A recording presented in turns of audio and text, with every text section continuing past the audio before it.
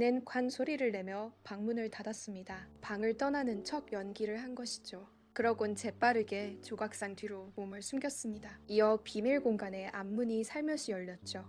속옷도 걸치지 않은 여인이 맨발로 걸어 나왔습니다. 그녀는 통화를 하며 부엌으로 향했죠. 발가락에 유리 조각이 박히고 말았습니다. 여자는 의자에 걸터 앉아 발을 들어 상처를 빨기 시작했죠. 너무 넛을 잃고 바라보던 탓이었을까요? 노인의 핸드폰이 그만 바닥에 떨어지고 말았습니다. Who is it? Who's there?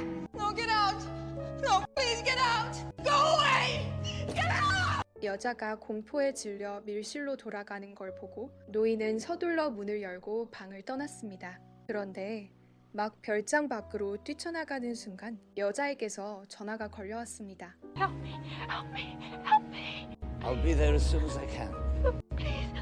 노인은 할 수 없이 다시 돌아왔습니다. 불과 잠깐 사이에 그는 온몸이 땀범벅이 되었죠. 여자는 방 안의 사람을 내쫓으라며 히스테리를 부렸습니다. 여자의 공포를 가라앉히기 위해 노인은 솔직하게 털어놓았습니다. 아까 훔쳐본 사람이 바로 자신이라고 말이죠. 여자는 그 말에 더욱 무너져 내렸습니다. 관계를 끊겠다고 했을 뿐 아니라 당장 나가라고 소리쳤죠. 넛을 잃은 채 떠나려던 노인 앞에서 Please, Virgil, don't go. 노인은 조심스럽게 여자의 곁으로 다가갔습니다. 그것이 처음으로 가까이서 본 여자의 얼굴이었죠. 천사 같은 얼굴에 노인은 단번에 빠져들었습니다. 자신이 먹잇감을 낚아챘다고 생각했지만 정작 몰랐던 것이 있었죠. 고수사냥꾼은 종종 먹잇감의 형태로 나타난다는 것을요. 올드먼이 원한 건 여자의 외모였고 여자가 원한 건 그의 재산이었습니다. 올드먼은 골동품 감정사이자 경매사이기도 했죠. 두 직업을 결합하면 엄청난 회색지대가 생겨났습니다. 먼저 감정사 자격으로 탐나는 작품을 위작이라 감정하고 그 그림을 위작 가격으로 경매에 올렸죠. 경매 때는 단짝 친구 올드화이트를 매수자 사이에 심어두었습니다. 둘이 짜고 호흡을 맞추면 거의 헐값에 명화를 손에 넣을 수 있었죠. 예를 들어 800만 유로짜리 명화도 올드먼의 교묘한 작전 덕분에 올드화이트는 단 9만 유로에 낙찰받았습니다. 이후 올드먼은 18만에 올드화이트에게서 구입했죠. 올드화이트도 돈을 벌긴 했지만 올드먼의 수익에는 턱없이 못 미쳤습니다. 실수라도 하는 날엔 올드먼에게 호된 욕을 먹기도 했죠. 올드화이트는 속으로만 분을 삭혀야 했습니다. 그렇게 수십 년을 함께한 끝에 올드먼은 방 한가득 값을 매길 수 없는 세계 명화들을 채웠습니다. 자세히 보면 알 수 있는 것이 그 명화들은 모두 여인의 그림이었습니다. 올드먼은 평생을 홀로 산 노총각이었고 그 여인들이 사실상 그의 아내였던 것이죠. 평생 결혼하지 않은 이유는 올드먼의 심한 결벽증 때문이었습니다. 그는 어느 누구와도 접촉을 거부했고 남이 손댄 것은 절대 만지지 않았습니다. 식사할 때도 반드시 장갑을 꽂을 정도였죠. 집에는 온갖 종류의 장갑이 가득 채워져 있었습니다. 어느 날 클레어에게서 전화가 걸려왔습니다. 별장에 여러 주주가 있으니 감정을 맡아달라는 것이었죠. 올드먼은 처음엔 거절하려 했으나 클레어의 전화가 계속 이어지자 결국 직접 가보기로 했습니다. 그런데 첫 방문부터 바람을 맞았습니다. 별장 대문은 굳게 닫혀 있었고 낡은 마당에는 사람 하나 없었죠. 올드먼은 빗속에서 무려 40분을 기다렸지만 클레어는 끝내 나타나지 않았습니다. 다시 클레어에게서 전화가 걸려왔고 올드먼은 격분했습니다. 클레어는 오다가 교통사고가 났다고 했죠. 아직 병원 신세를 지고 있다고요. 지금도 병원에 입원해 있다고 했습니다. 올드먼은 더 이상 말을 잇지 않았습니다. 며칠 뒤 올드먼은 다시 별장을 찾았습니다. 이번엔 별장 집사가 마중을 나왔죠. 올드먼은 방을 잠깐 훑어보고는 가구들이 별 가치가 없다고 판단했습니다. 그런데 지하실을 살피던 중 바닥에서 우연히 톱니바퀴를 발견했죠. 예사롭지 않다는 직감이 왔습니다. 그는 슬며시 주머니에 넣어두었습니다. 곧장 톱니바퀴를 들고 기계공을 찾아갔죠. 친구인 기계공도 정체를 알 수 없었습니다. 오히려 올드먼의 호기심만 더 커졌죠. 다시 전화를 해오자 클레어는 반드시 별장에 가겠다고 약속했고 먼저 물품을 목록으로 정리해달라고 했습니다. 정리하는 과정에서 올드먼은 톱니바퀴를 몇 개 더 발견했습니다. 그때 클레어에게서 전화가 왔고 또다시 못 오겠다는 사과를 전했습니다. 대화를 나누는 사이 옆에 사다리가 계단에서 미끄러졌죠. 올드먼은 상대방이 근처에 있음을 눈치챘습니다. 한참을 찾아 헤맨 끝에 클레어가 방 어딘가에 숨어 있음을 확인했습니다. 분노한 올드먼이 발로 걷어찼고 막 폭발하려는 순간 클레어는 밤 9시에 다시 전화하겠다고 했습니다. 그리고는 바로 전화를 끊어버렸죠. 올드먼은 새로 발견한 톱니바퀴를 들고 기계공을 찾았습니다. 기계공이 살펴보더니 18세기 골동품일 가능성이 있다고 했습니다. 하지만 정확히 무엇인지는 이 몇 개의 부품만으로는 알 수 없었죠. 호기심에 사로잡힌 올드먼은 몰래 집사와 접촉했습니다. 넉넉한 팁을 건네자 집사는 이 별장에서 10년 넘게 일했지만 클레어를 한 번도 본 적이 없다고 했습니다. 클레어가 이상한 병을 앓고 있기 때문이라고 했죠. 병이 있다는 걸 알게 된 올드먼은 전화를 걸어 사과를 전했습니다. 하지만 클레어는 오히려 발끈했고 결국 통화는 불쾌하게 끝났습니다. 올드먼이 막막함에 빠져 있을 때 기계공 쪽에서 진전이 있었습니다. 톱니바크에서 목항송이라는 가딘이 발견된 것이죠. 18세기 로봇 제작자의 이름이었습니다. 그는 말하는 자동인형을 발명했다고 전해지지만 어떤 이유에서인지 당시의 기술은 전해지지 않았죠. 기계공은 말했습니다. 부품만 충분히 모을 수 있다면 반드시 원형을 복원해낼 수 있다고요. 며칠 뒤 클레어가 다시 전화를 해왔습니다. 그러나 이번에도 모습을 드러내지 않았죠. 올드먼은 목소리를 단서로 삼아 벽 뒤에 숨어 있음을 알아챘습니다. 클레어는 이 병을 앓은 뒤로 10년 넘게 집 밖을 나간 적이 없다고 했습니다. 당신이 항상 장갑을 끼고 다니는 것처럼요. 그저 누구도 만나고 싶지 않을 뿐이라고 했죠. 대화 중 올드먼은 톱니바퀴를 또 하나 발견했습니다. 이번엔 둘 사이에 다툼이 없었습니다. 올드먼은 계약서를 두고 방을 나섰습니다. 톱니바퀴를 들고 기계공을 찾아가 이 자동인형을 복원만 할 수 있다면 그 가치는 가늠조차 할 수 없을 것이라 했습니다. 이후 가구를 정리하는 틈틈이 올드먼은 자동인형 부품을 하나씩 모아갔습니다. 어느 날 클레어가 서명한 계약서를 건네왔습니다. 올드먼은 아직 채워지지 않은 항목을 발견했고 클레어는 기한이 지난 여권을 내밀었습니다. 여권을 돌려주려는 순간 올드먼은 맑고 투명한 눈 하나를 보게 되었습니다. 단 한 번의 시선으로 깊이 사로잡히고 말았죠. 클레어는 자신을 훔쳐본다고 느꼈는지 머리카락색을 바꿨다며 크게 화를 냈습니다. 올드먼도 분한 마음에 방을 나서버렸죠. 아래층에서 집사가 그를 불러 세웠습니다. 클레어가 열쇠를 전해달라고 했다는 것이었죠. 언제든 와서 정리할 수 있도록 말입니다. 집사는 한 가지를 당부했습니다. 문을 닫을 땐 반드시 크게 닫아 클레어에게 들리게 해달라고요. 그렇지 않으면 클레어가 쉽게 불안해한다고 했습니다. 저녁에 기계공을 만났을 때 올드먼은 여자 꼬시는 비법을 물어봤습니다. 워낙 그 방면에 고수가 아닌가 기계공이 말하길 시간이 모든 것을 해결해준다고 했습니다. 올드먼은 곧 염색한 머리를 씻어냈습니다. 원래의 머리카락색으로 돌아온 것이죠. 그 후 한동안 둘은 틈만 나면 경매 이야기를 나눴습니다. 그러던 어느 날 전화가 갑자기 불통이 됐습니다. 그 후로 며칠 연속으로도 연락이 닿지 않았죠. 애가 탄 올드먼은 결국 별장 집사에게 연락했습니다. 집사는 폐렴에 걸려 입원한 지 일주일이 되었다고 했습니다. 이는 곧 일주일째 클레어에게 아무도 음식을 갖다 주지 않았다는 뜻이었습니다. 후스빈브에 무슨 일이 생길까 걱정된 올드먼은 잔뜩 먹을 것을 사들고 별장으로 달려갔습니다. 몇 번을 불러도 아무 반응이 없었고 두어께서 피 묻은 수건을 발견했습니다. 올드먼은 순간 당황했습니다. 밀실 문 앞으로 달려가 계속 두드렸죠. 클레어는 며칠 전부터 몸이 좋지 않았는데 전화를 해도 아무도 받지 않았다고 했습니다. 그러다 넘어져 멀리를 부딪히고 말았다고 했죠.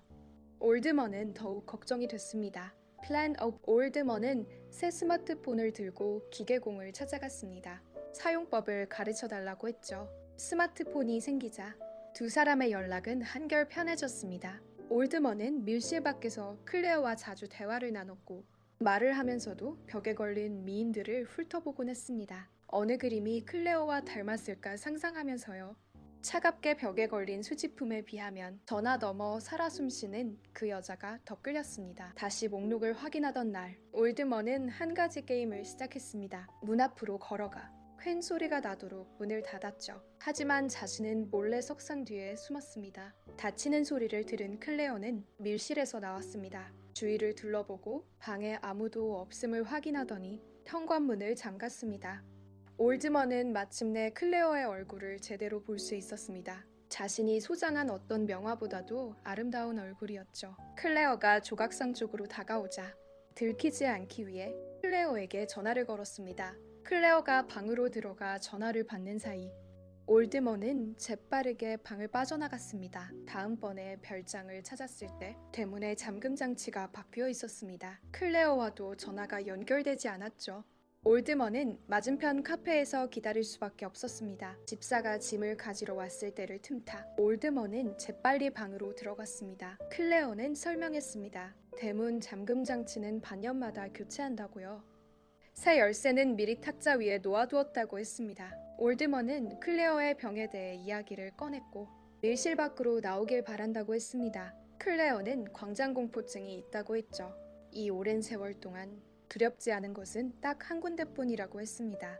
밤이고 낮이고 라는 이름의 식당이었습니다. I'd be happy to take you. 하지만 전화 너머에서는 아무 대답이 없었습니다. 그즈음 자동인형은 거의 완성 단계에 이르렀습니다. 올드먼은 자신도 이 자동인형과 다르지 않다는 느낌을 받았습니다. 아직 완성되지 않은 존재라는 것이죠. 그날 밤 올드먼은 연애 한번 못한 이유를 털어놓았습니다. 여자가 경외스러웠고 동시에 두려웠다고 했죠.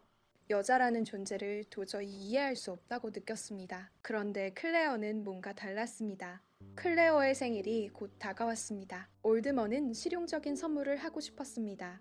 기계공은 그에게 말했죠. 첫 선물은 역시 로맨틱한 것이 좋다고요. 결국 올드먼은 꽃다발을 안고 왔습니다. 그런데 클레어는 경매 견적서를 문제 삼았습니다. 제시 가격이 너무 낮다고 했죠. 올드먼은 해명했습니다. 그 가격은 시작가에 불과하다고요. You're trying to cheat me, Mr. Oldman. It's all to your advantage. You're a fucking thief. 올드먼도 불같이 화가 치밀었습니다. 위탁 계약을 그만두겠다고 선언하고 꽃다발을 바닥에 집어던졌습니다. 그런데 기계공과 여자친구가 다정하게 있는 모습을 보고 올드먼은 자신이 이성적이지 못했던 건 아닐까 반성했습니다.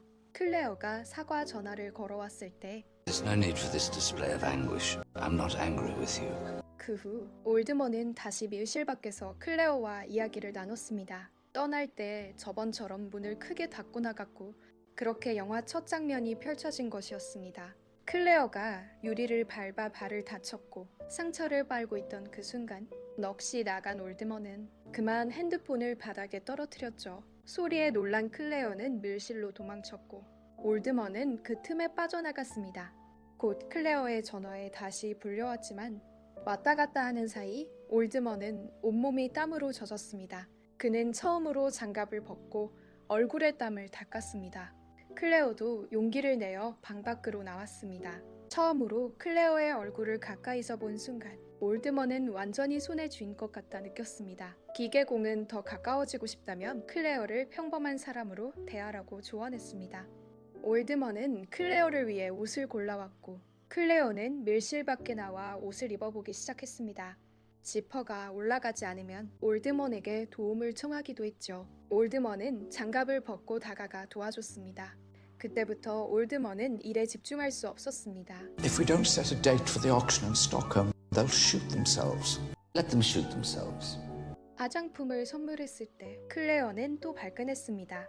어서 자신을 밖으로 끌어내려는 속셈이라고 의심했죠. 그리고는 화를 내며 밀실 문을 닫아버렸습니다. 둘 사이를 회복하기 위해 올드먼은 별장에 촛불 만찬을 준비했습니다. 클레어가 먼저 올드먼에게 키스를 했고 두 사람은 처음으로 즐거운 대화를 나눴습니다. 다시 목록을 확인하는 날 클레어는 매우 만족해했습니다. 그리고 스스로 밀실 문을 열어주었죠.